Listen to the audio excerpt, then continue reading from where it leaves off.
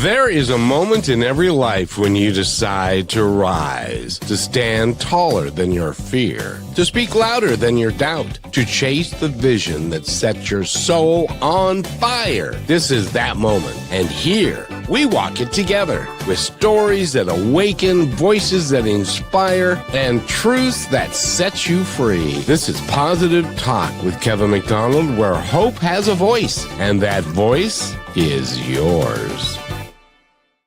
And speaking of voices, we have a great one for you today.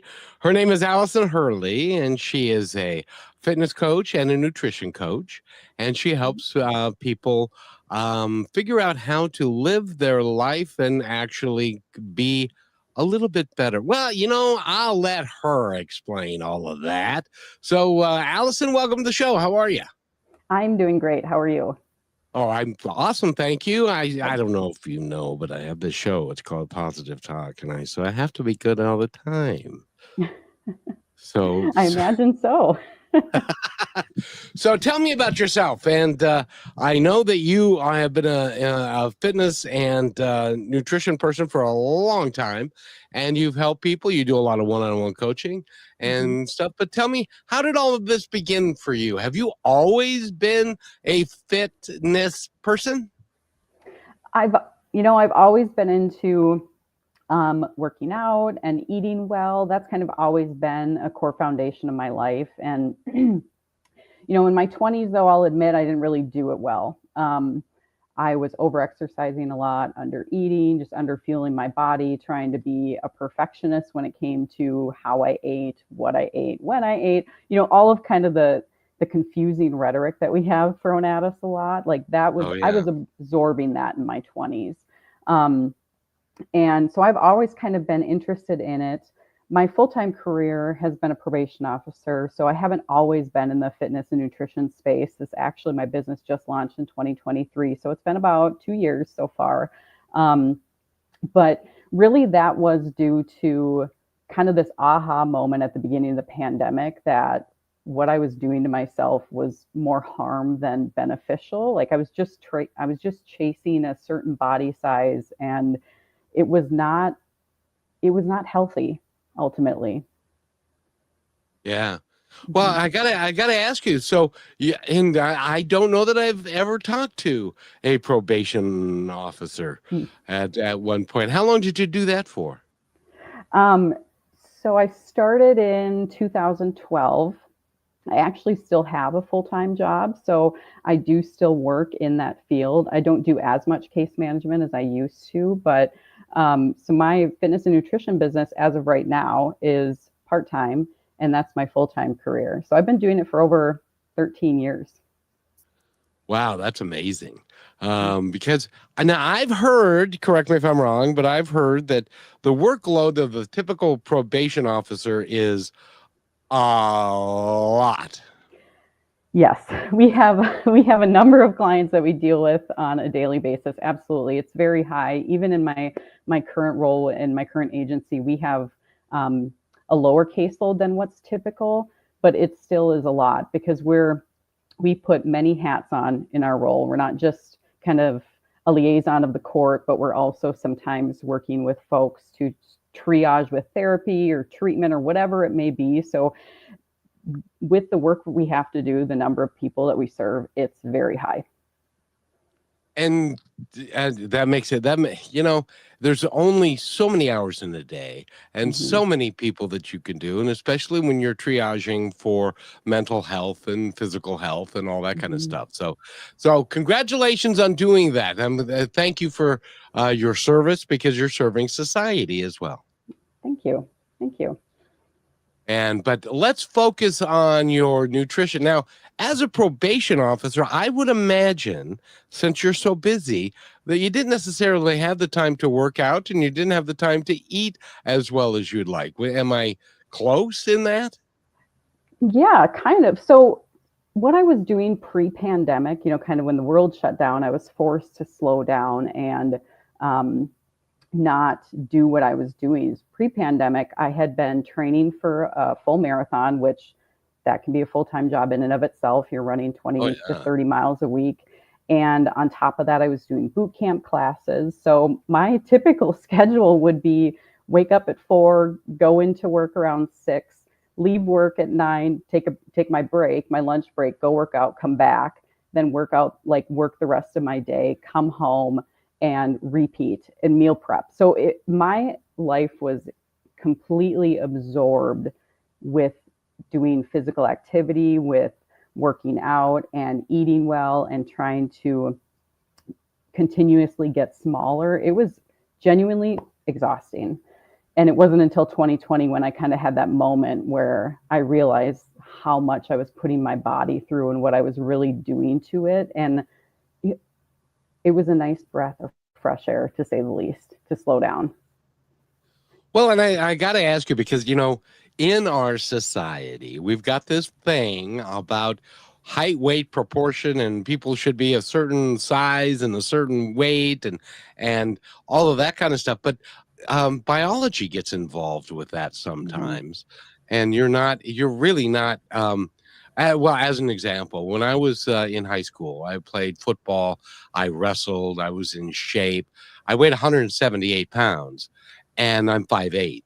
And according to the medical charts, I was obese and stuff they thought I should be 135, 140, something like that. But I like to say I'm a big boned individual. And so, that didn't work for my body to try and do that.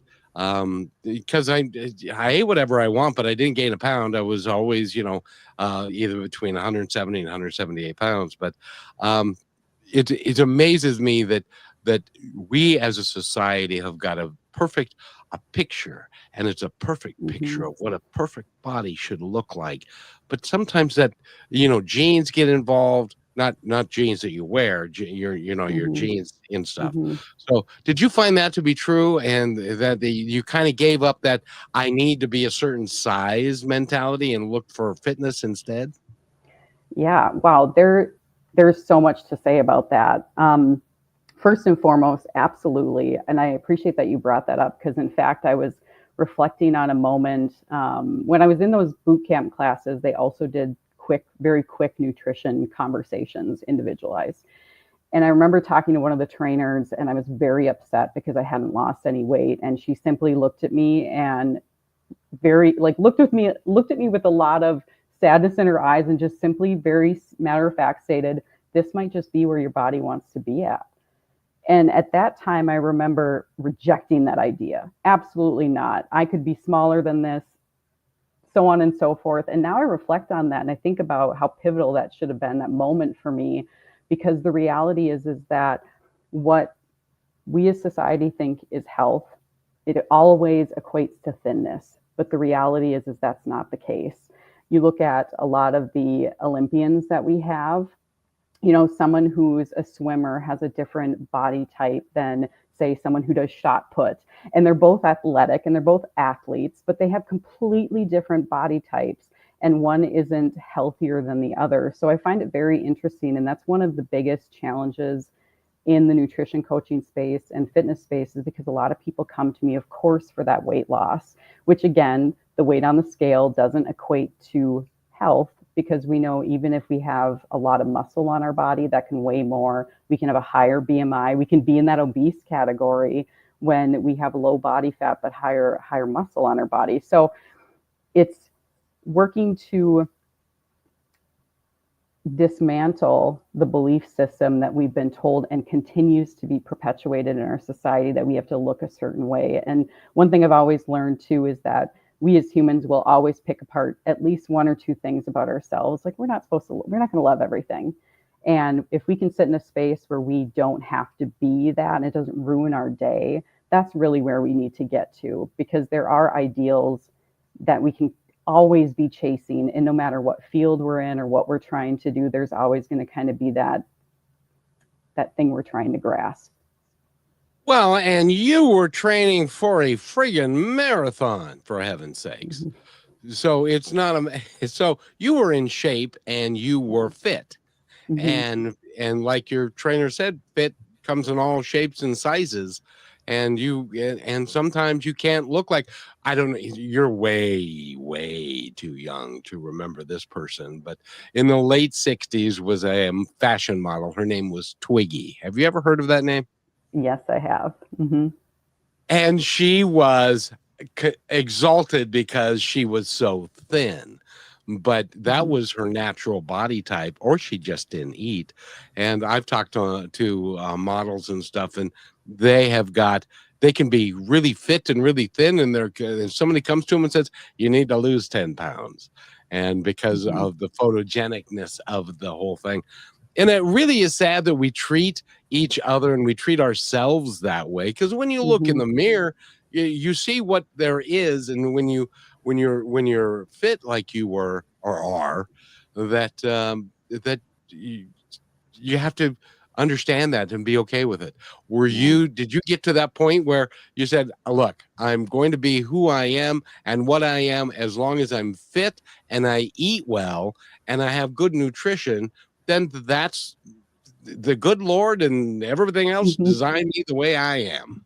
Yeah. Yes and no. I mean, I think sometimes, there's a time and place for aesthetic goals. The difference is not tying our self-worth to those aesthetic goals. So I might still have aesthetic goals periodically throughout the year, but if I don't reach them, it's not like a personal failure that impacts my whole mindset and outlook. So it's okay to have those aesthetic goals, but to tie it to our self-worth, that's where we really have to kind of separate those two, because we're more than just our body. I think you've seen on maybe social media talks about it a lot, like no one's going to put on my grave like, wow, I loved her pant, like her pant size was the best pant size. Like no one's going to say those things, right? Like our bodies might be the biggest deal to us, but they're not to really anybody else around us. So just being able to recognize that and not internalize it to the point that it negatively impacts you days on end is really key.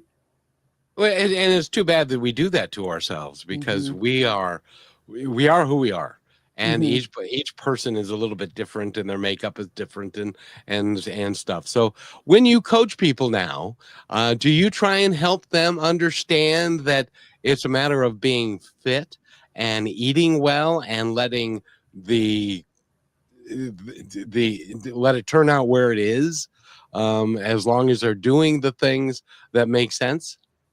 Absolutely. Well, one of the things I first do with every client that I work with is just focus on nutrition habits or health habits. So that could be water, it could even be improving sleep, getting your nutrition up to kind of the fruits and vegetables, the intake that you should be getting, improving improving your nutrition doesn't equate to weight loss all of the time. So we usually have that conversation of this is just to maintain. And then once you have your nutrition skills in place or your workout schedule in place, then we can look at a deficit and kind of utilize nutrition periodization, they call it, where we have periods of deficits followed by maintenance. So we're not constantly living in this state of a calorie deficit, because that is truly exhausting. And one of the biggest mistakes that I tend to see people making, and I made it a lot, was also just, this is the way I eat when I'm on a diet, and this is the way I eat when I'm not on a diet. And truly those two things should look the same. We should never we should never be eating significantly different, because what happens when you're off the diet, you're going to rebound and you're going to go and eat all those foods that you had as off limits, and now you've rebounded and you're back to square one. So that's a big thing that I talk about initially with clients, is making sure that we get their nutrition in a place where it's a calorie deficit simply means eating a little less than what they're eating now, and doesn't mean completely drastically cutting things out. It's amazing to me. I've known people that have had gastric bypass surgery, Mm-hmm. and they've gone from, I don't know, 250, 300 pounds to 113, 115. And then I see them several years later and they're back up. Even after Yeah. surgery, they're Mm-hmm. back up because not only is weight, and I hope that we can discuss this, not only is weight a physical thing, it's an emotional thing, it's a mental thing, it's part of who we think we are, that And I'd love to get into that. Can we talk about Yeah. that a little bit? Yeah. Oh, absolutely. You're talking about emotional eating. I always joke that if Sour Patch Kids were an actual coping mechanism, they'd be mine. So, That is that is absolutely.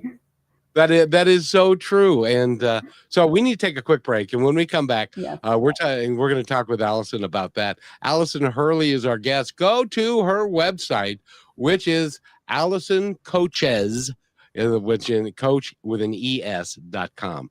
And she's got programs for you, and she's a lovely person, and she can help you kind of get a better idea for fitness and also better nutrition, which I Mhm. really want to talk about that because I don't know if you've noticed, but our food ain't what it used to be, Yeah. as it Mhm. were. So we will be right back with Allyson. We're just going to take this real quick break and we'll be right back. Hey, do you want your content to stand out and grab attention? Well, we've got the magic touch.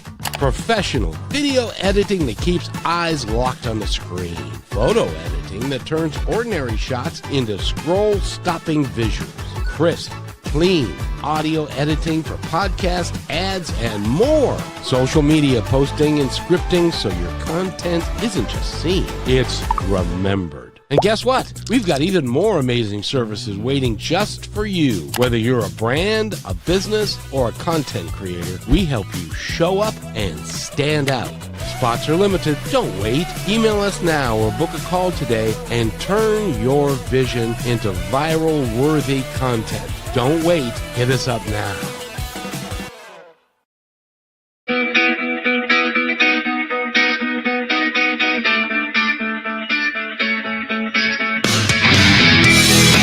And welcome back to Positive Talk with Kevin McDonald. And by the way, if you need any of those things that we just mentioned in the last commercial, KM Media, at kmmedia.pro is where you go, or Kevin at kmmedia.pro.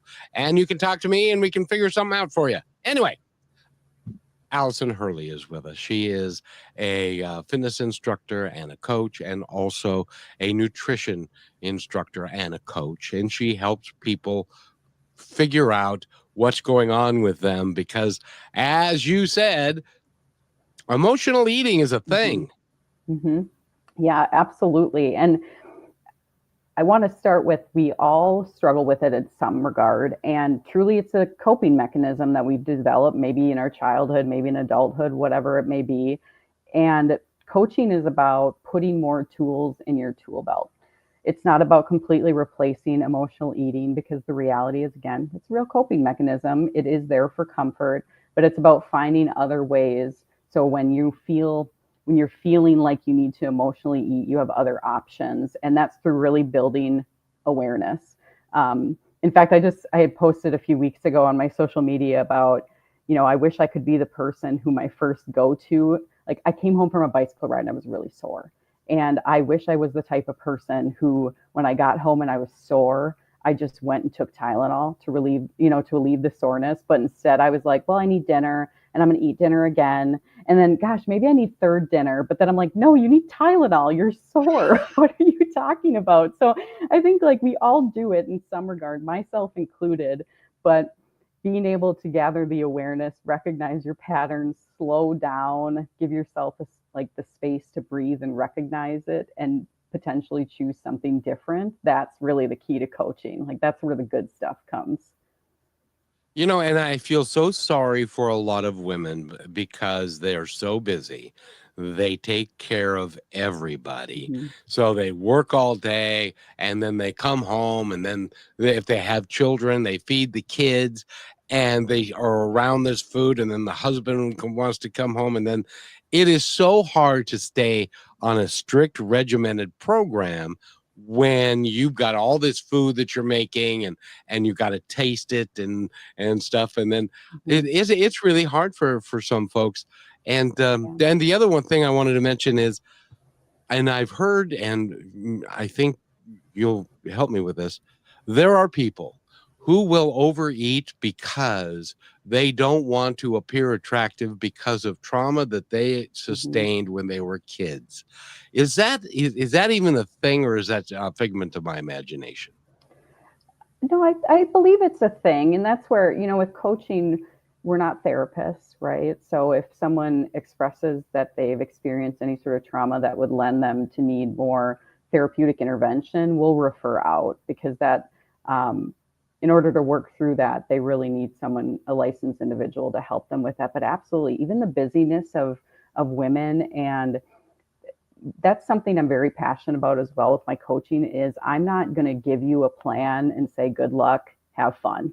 My plan is really about meeting you where you're at and looking at kind of what is actually happening with you. What do you enjoy eating? What do you like to do for working out? It's really creating a plan that works for you and your season of life, because we know, if you're a mother and you have young children, your life's going to look a lot different if you're a mother and an empty nester or a parent of teenage kids. So really kind of designing that and tailoring it to what your life looks like right now. Because I always say, like, things that I like to do, somebody else might not. And if we don't like to do something, we're not going to follow through long term.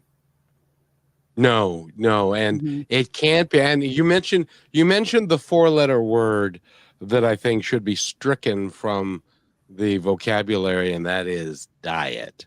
Like going on, not diet as in nutrition, but going on a diet. Because Mm-hmm. when you go on a diet, then that means at one point you're going to come off the diet, and then you're going to think, well, gosh, I've lost 20 pounds or 25 pounds.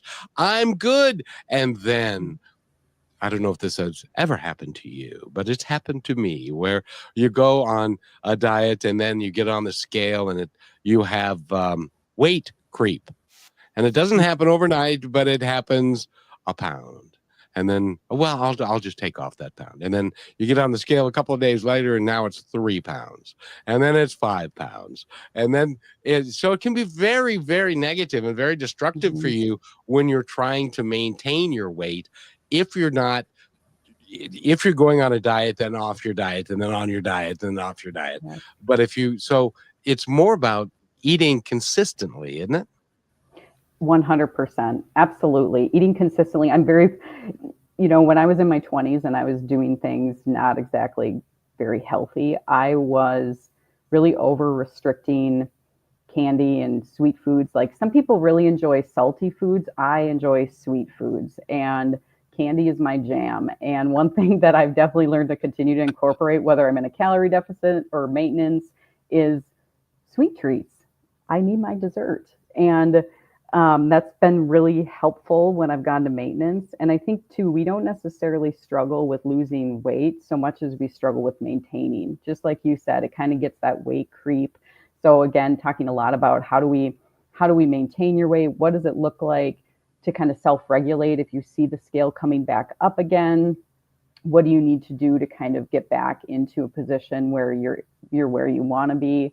And again, creating a plan that works best for the individual, and not just handing them something, say, do this when this happens. So is cheesecake and that kind of thing a favorite in your household? I don't love cheesecake. You want to know a funny story about cheesecake, though? That was when I had my aha moment, because I was trying to do keto and I was eating a piece of cheesecake, which is low carb because I made it low carb. And I was thinking about how I couldn't eat an apple, but I could eat this cheesecake. And that was ridiculous to me, that I couldn't have an actual apple, but I could eat that cheesecake. Maybe that's why it's not a staple in my house right now anymore. It's because I was eating it so much back then. Who knows? You, you got tired of the cheesecake Yeah. and Yeah. stuff. I just find it really unique and interesting that the diets and the keto diet, and I followed one for a while called isogenics, which was a fasting and shake thing that you Mm-hmm. did, and you could lose weight, but you couldn't, it wasn't sustainable. It Yeah. wasn't something that you could do, because there are some people that they fast for 2 days, they have shakes for 5, and then one meal, and then they fast for 2 more days. And I got to the point where when I got to day 7, going into day 8, and was going to fast for those 2 days, the first 2 were hard enough, and now I was going to redo that, and it was like, oh, I don't want to do that again. That was so Yeah, terrible. that And sounds it's, terrible. yeah, there are lots of diets like that, but they're not effective if you can't maintain them long term. And who wants to fast for 2 days a week? I talked to a guy yesterday. Absolutely. He did a 21-day fast. Can you imagine a Nope. 21-day fast with just water? It was like, have Wow. you lost your mind? It doesn't Yeah. make sense to me. But so it's consistency. So when somebody comes to you, Allyson, and they say, okay, I don't have a lot of time. I'm busy. Have kids. I have a husband. I have a house. I have a job. I have to do all this stuff. But I want to feel better, which isn't a lot of that. Their first motivation is Mhm. they want to feel better. Yeah, absolutely. Absolutely. Well, and I think if someone's coming to me, which a lot of them are, of course, if they have a ton of barriers, just like you laid out, busy, family to take care of, all of these things. And really, my role is to navigate looking at how we can overcome those barriers or how we can kind of mitigate some of those challenges so you can meet that goal of feeling better. And there are a lot of ways to do that. It's probably not a 21-day fast. No offense to that person who just did that. but those extreme things, I want to touch on that too. Some of these extreme diets that they have out there kind of defy our logic. Like, we know, looking the outside looking in, that seems really extreme, but sometimes we're just really desperate to get the weight off, that we focus so much on the scale and we don't consider the muscle we're losing when we do those things, which can ultimately more impact our health. But getting back to what you're talking about, if someone comes to me with their barriers, that's really the big part of it, is just figuring out what are your barriers, what are some ideas to kind of work around them, trying different things out and finding one that ultimately sticks and that you can be consistent with. And is it eating 3 meals a day but less calories? Is it having well, I don't know. You tell me. What is it more designed to the individual after, because do you do like a food chart of what they generally eat and ask them to write it down so that you can figure out how many calories they're consuming? Because the interesting thing is a lot of people don't even have any idea how many calories they're consuming. Yeah, yeah. So I definitely do suggest someone who works with me at least track their calories and macros for 2 weeks, just to get kind of a general idea. And certainly if they haven't done it before, just to kind of give them a general understanding of what they're eating. If somebody isn't interested in tracking for whatever reason they have, the app that I use is really great. It can just take pictures of food and upload it into the app, or just simply type it out to me and share. But having awareness is, of course, step one in understanding what you're eating, what needs to be tweaked a little bit. Whether that's 3 meals a day is really up to the individual. If some folks like to not eat breakfast, some people prefer to have bigger dinners or bigger lunches. So again, it's really kind of catering it to the individual. Overall, it's about a calorie deficit if you're trying to lose weight, and focusing on just whole foods. You can, of course, sprinkle in some of those treats and things you enjoy, but it's really getting down to just the basics and making sure we're doing the basics, but bridging that gap between where am I at now and where do I want to go. Now, just for those that may not know, I would love to go into this a little bit with you. My understanding is to lose a pound, you need to have a calorie deficit of 3,600 calories. Is that right? Yes, but I think it's our bodies aren't calculators, so Yeah. yes, technically. However, um, a lot of times that can translate into people slashing their calories by 500 plus more a day because they want to increase the weight loss, but then our bodies might not respond because we can sometimes hold on to water weight. for a number of reasons. And so, yes, it might, but that might not translate on the scale, if that makes sense. Yeah, it does, because water weight, depending upon how much sodium you have and stuff like that, and for women in their monthly cycle, when how that is playing out and all of that kind of stuff. So it's Absolutely. complicated, isn't it? Yeah, it's the nutrition basics are simple, but the translation into our lives can be complicated. I think one of the biggest challenges that I've seen too is we talk about what we need to be in a calorie deficit for weight loss or fat loss, but a lot of people don't even know what they are eating to maintain their weight. So sometimes when I have individuals come to me too, that's kind of step one is, how are you currently eating? What does your weight fluctuation look like? Because once you learn your maintenance calories and you kind of have an idea of what you need to eat to maintain, everything is so much easier, because then it's just a little bit less if you want to lose weight, it's a little bit more if you want to gain. So knowing your maintenance calories is really key. And that's where, like you said, it can be complicated with the 3,600 calories equals a pound of weight loss, because a lot of times if we want to use that information, we don't even know what our maintenance calories are. So how do you minus that from a number you don't even have?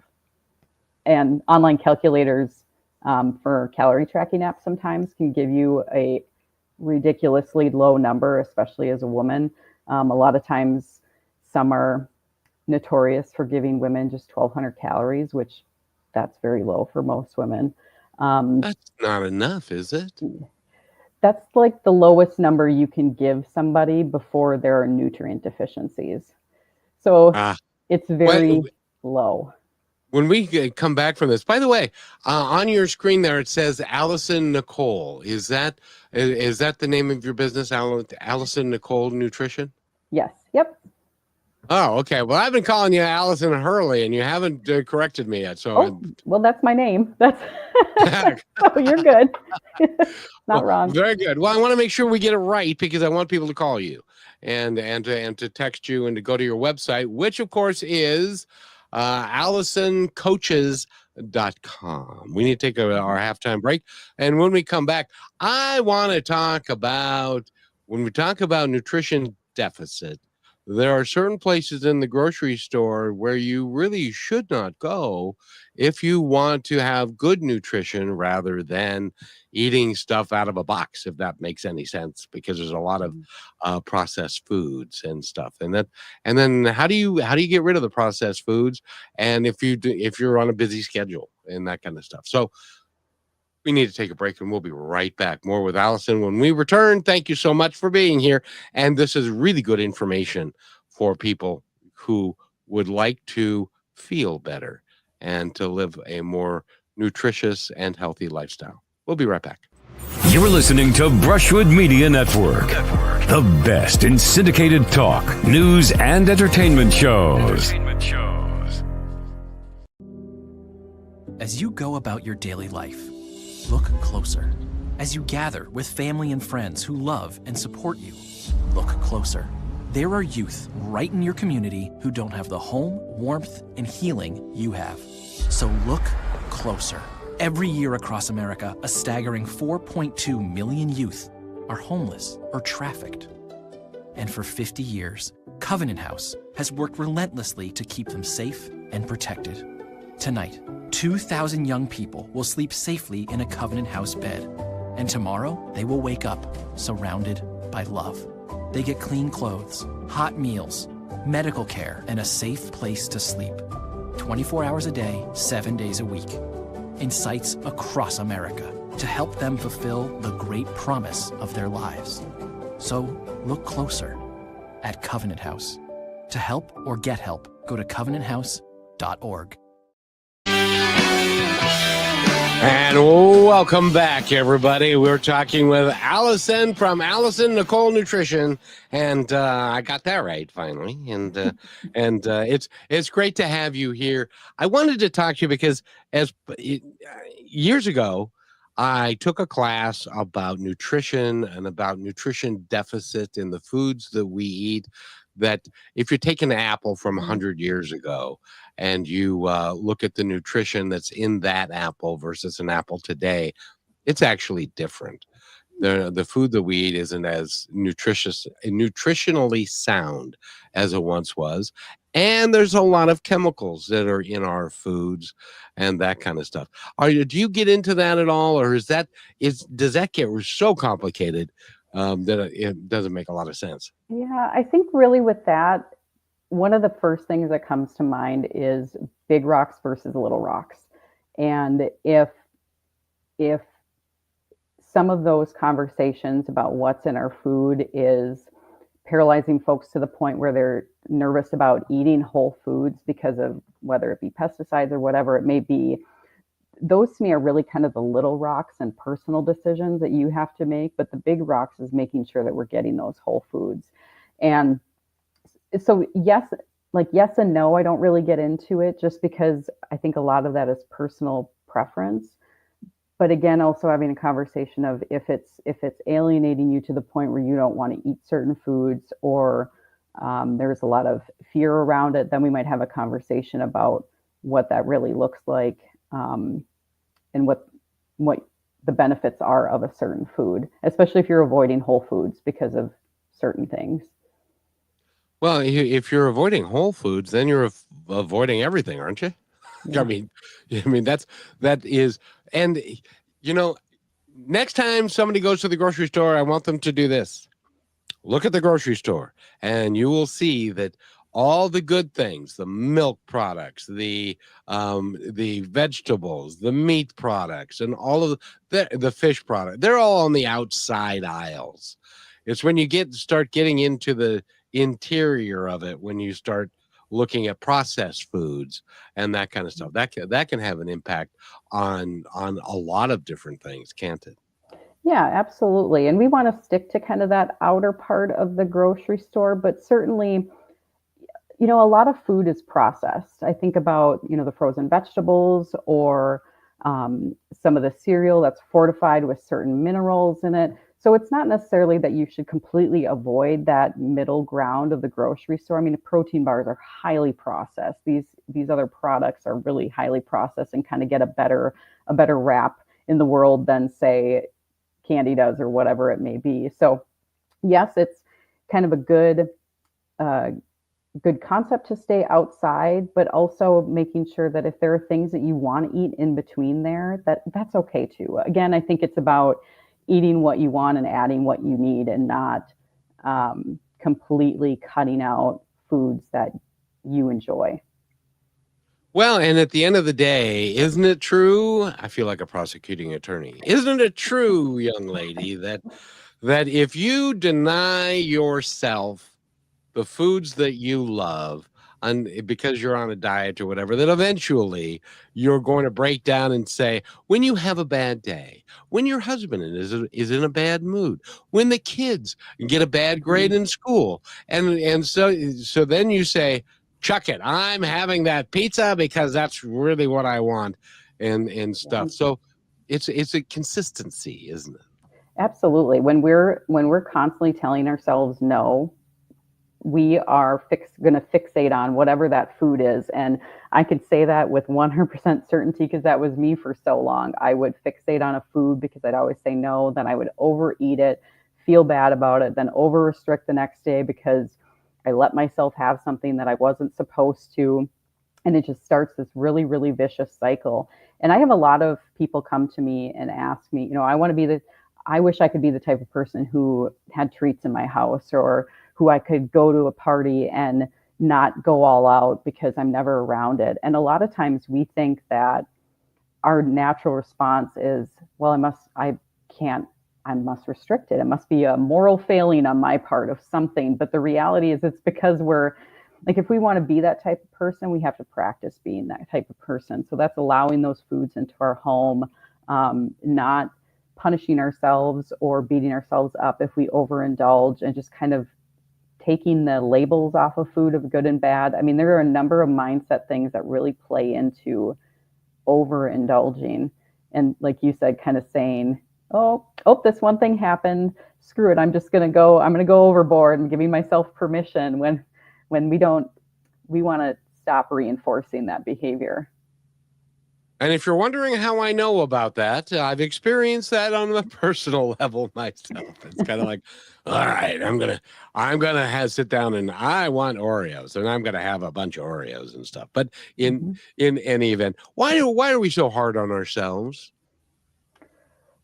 I don't know. I genuinely don't know. I don't recall who talked about it, but it was, naming that person that maybe had that criticism in your head or whatever it may be, and kind of separating it from yourself. So that's a tip that I've used before too, and helped clients use, or talking to ourselves like we're more of a friend. I don't know if it's just human behavior or media. I don't know. I think part of it is that we lack self-love because we are always concerned with other folks, and we don't necessarily treat ourselves as well as we treat them. And if we had somebody in our life that talked to us the way that we talk to ourselves, they wouldn't be our friends anymore.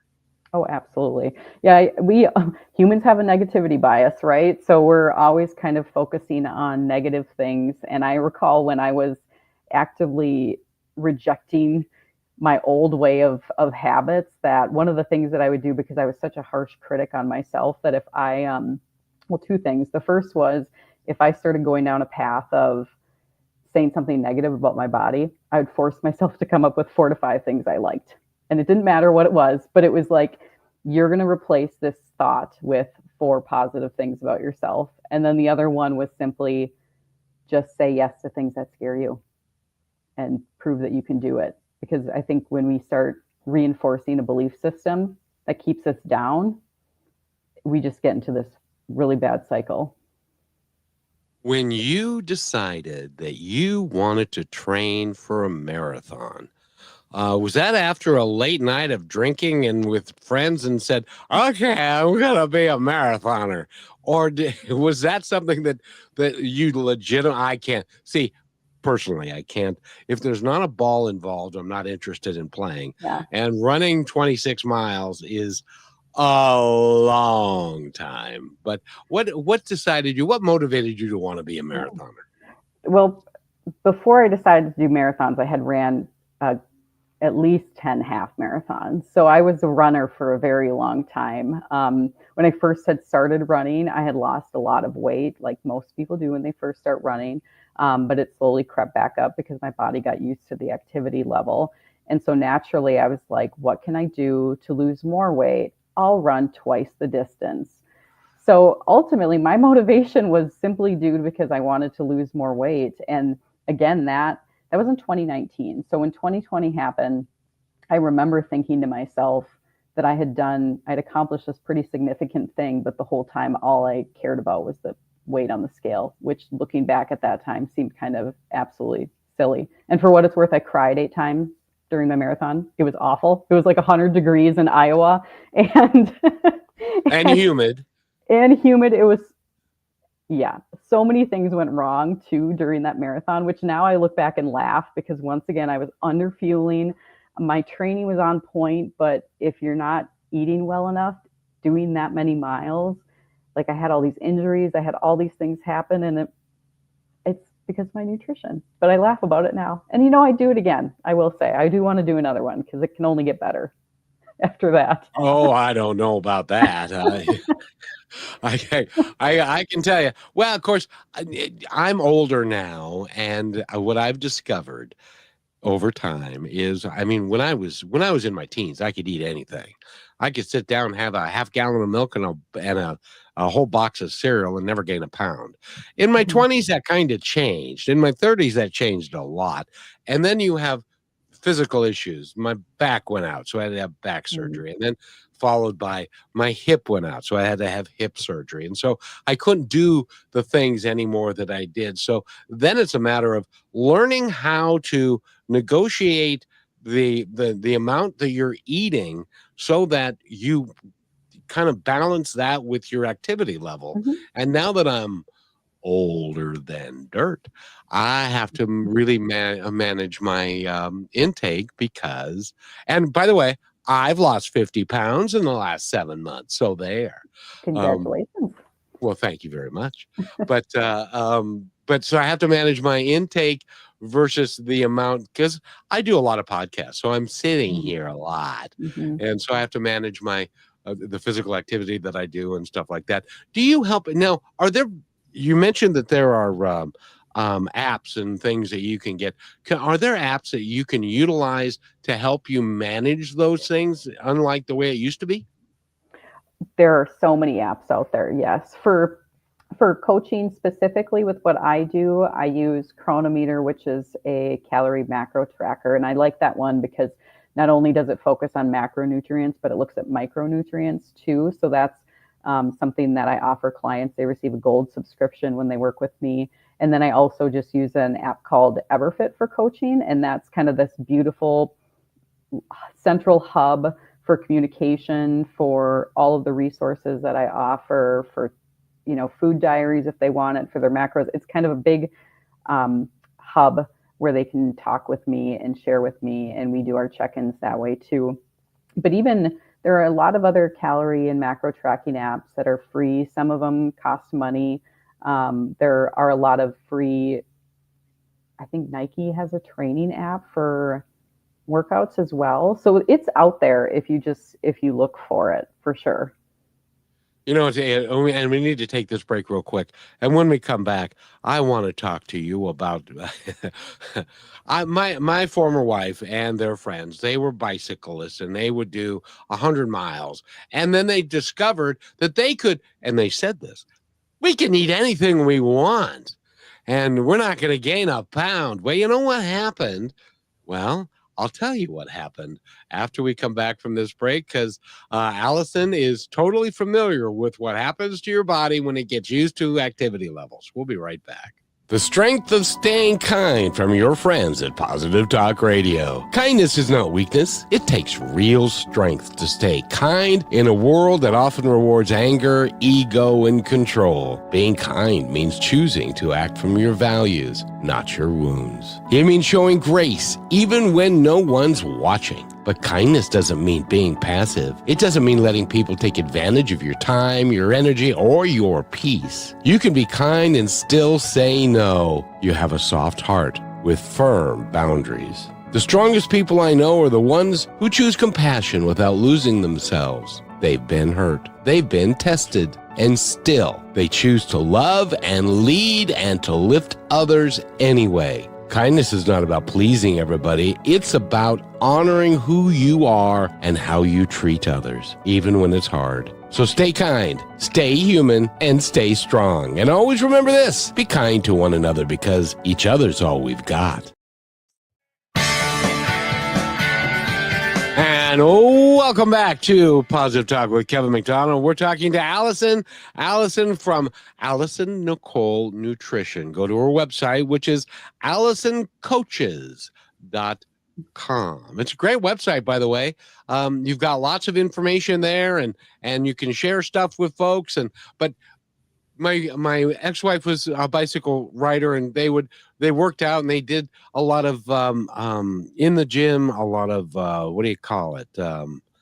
Well, they used those cycle bikes and stuff, and they had cycling classes and stuff. And she lost some weight right away, and then it came creeping back because she could eat anything. That woman could put away more food in a short period of time than I'd ever seen before. And so she didn't take advantage of it, and she ended up regaining the weight that she wanted to lose. And that's got to be frustrating for people.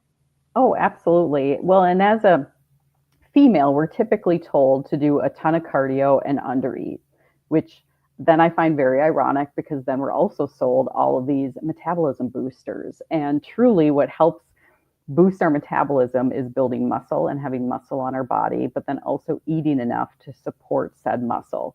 So we have to lift weights, strength train.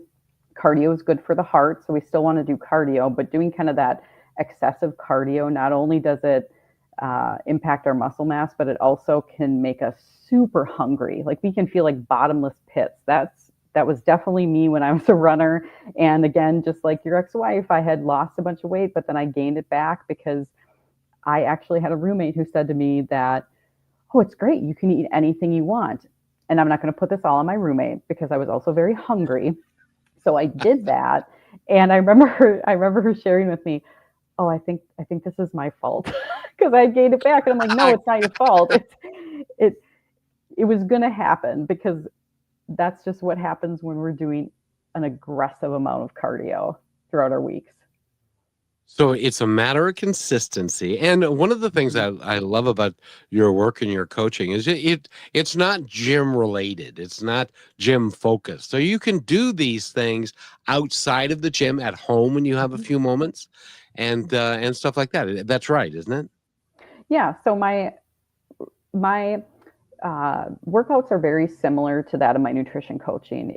They're programs that are designed to fit the equipment that you have. So if you don't have a gym that you go to, and it's whatever you have at home, and we can create a plan that works for you, whether it's at home, at the gym, whatever you have. In 2020, I haven't had a gym membership since 2020 because all the gyms kind of closed down, and I realized I could do the same things at home that I could do at a gym. So that's why I primarily focus on at home workouts, but can focus on gym ones too, depending on what the person has for equipment. Well, and I don't know if, and I would love your opinion on this as far as the gyms go and stuff, and being together with a lot of people who, by the way, are sweating a lot and things like that. But COVID still is a thing out there in some worlds, and so you really need to be careful about your exposure to some of these things that are out there. And I imagine that in the gym there's a lot with the amount of sweat and bodily fluids and all that kind of stuff that are there, that it can be a little challenging, especially if you get to be a little bit older like me. There are things that it's just not even safe for me to do it. Well, one of the biggest challenges I see when it comes to stepping into a gym is simply, they call it gym intimidation. It can be really intimidating for somebody who's new to that space to enter on their own.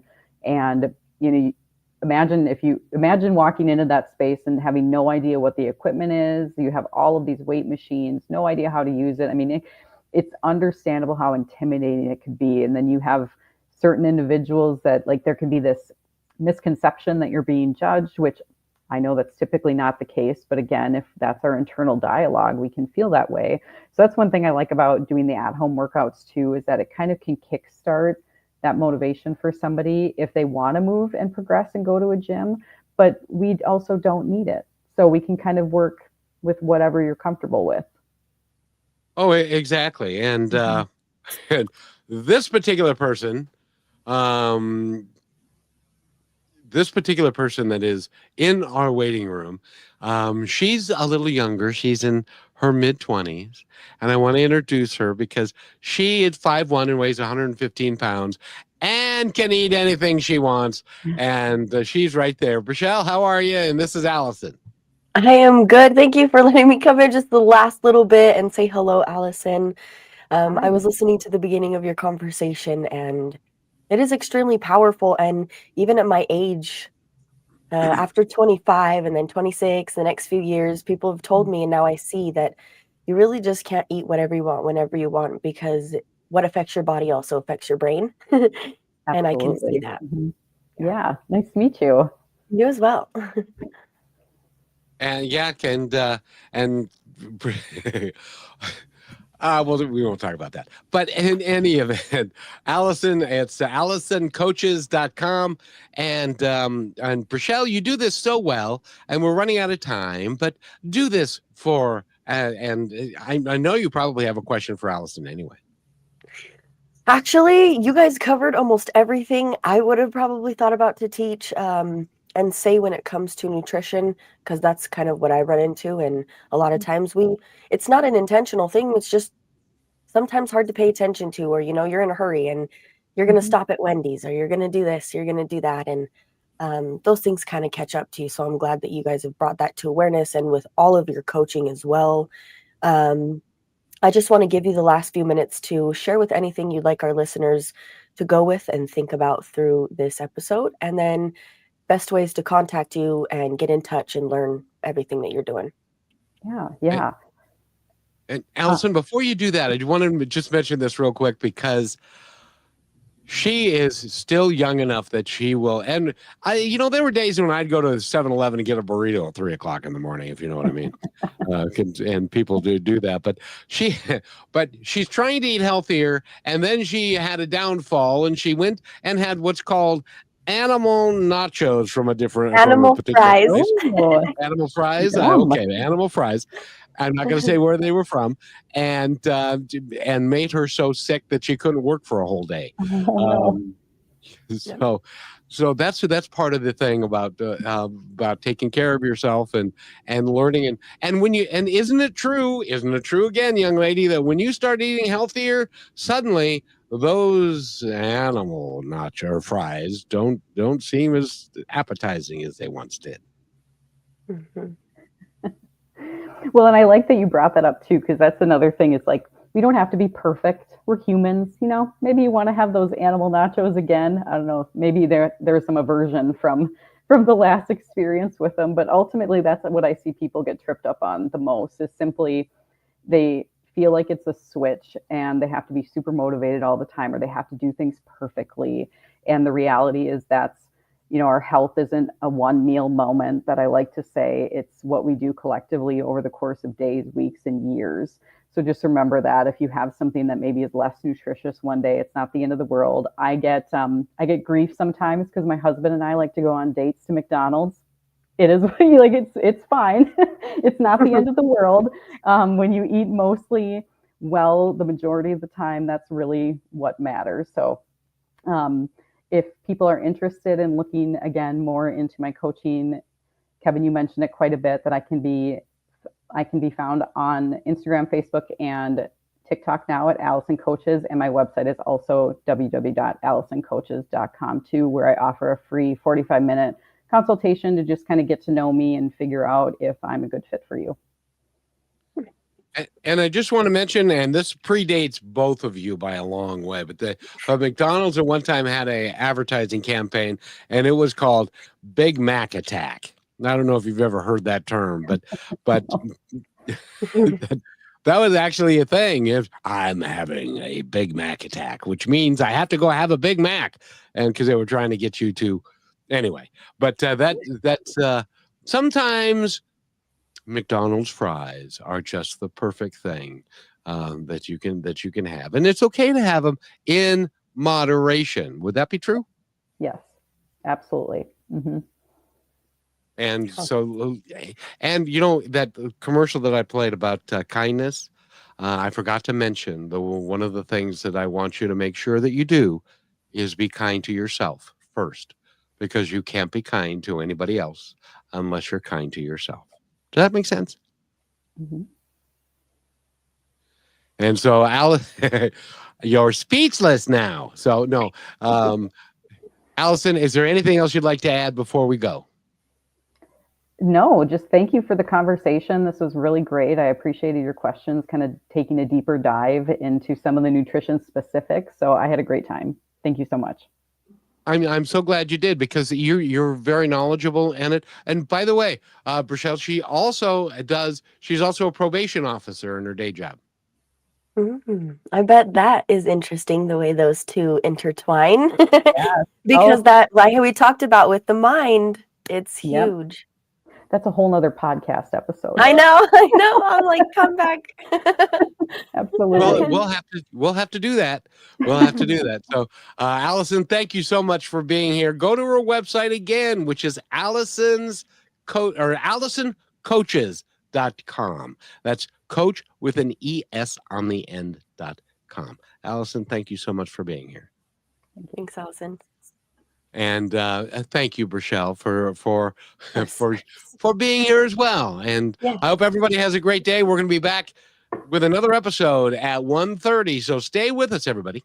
Thank you for being part of Positive Talk with Kevin McDonald, where stories inspire and voices remind us of what truly matters. May today's conversation give you hope, courage, and a reason to keep moving forward. And just remember, till next time, be kind to one another because each other's all we've got.